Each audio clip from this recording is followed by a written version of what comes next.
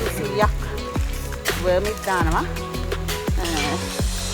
Gram 100ට ටිකක් අඩුවෙන් වගේ මේ කර 10 වැටෙනවා. ඒකල අපි මේ දෙක දාලා මේ පස සම්පූර්ණ වල කොටා ගන්නවා. ඊට පස්සේ අපි මේ අත්මුල්ලුවකින් මේක හොඳට කලවම් කරගන්නවා.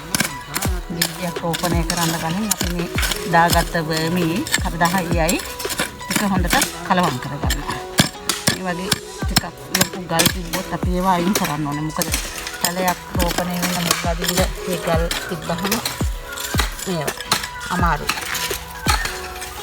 ඊට පස්සේ අපි මේ මාතෙන් ටිකක් හදා ගන්න පාස්ට් වල ක්‍රමයට කරනකොට මේක මේ වල ක්‍රමයේ මේ කියන්නේ පාච්ච ක්‍රමයේ යන්න බෑ. මේක මේ පොළව තදයි බොරුලු.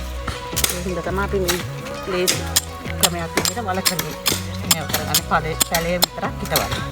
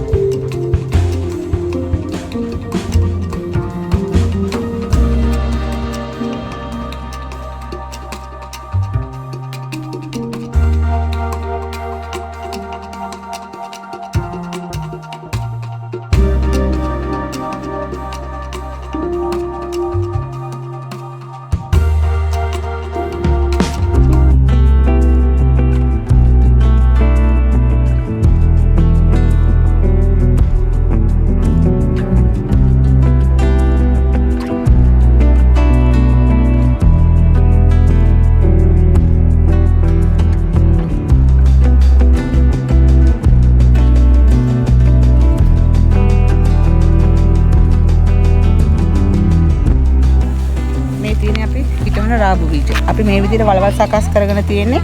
මේ වල සකස් කරගෙන තියෙන්නේ මේ පොළොව ගොඩක් තදයි. ඒ හින්දා අපි වල ක්‍රමයට තමයි මේ වලක අපි බීජ 4ක් හිටවනවා. එතකොට ඉස්සෙල්ලාම මේ බීජයක් යන්න ඕනේ මේ බීජ වගේ 3 ගුණයක් යට. එතකොට අපි හරියටම කරන්නේ මේ ඇඟිලි පුරුක් භාගයක්. මේ වගේ ගල් ටිකක් අපි මේක හලලා ගත්තත් පස්සේ තියෙන්නේ මේ විදිහට හතරක් හදා ගන්නවා. හතරක්.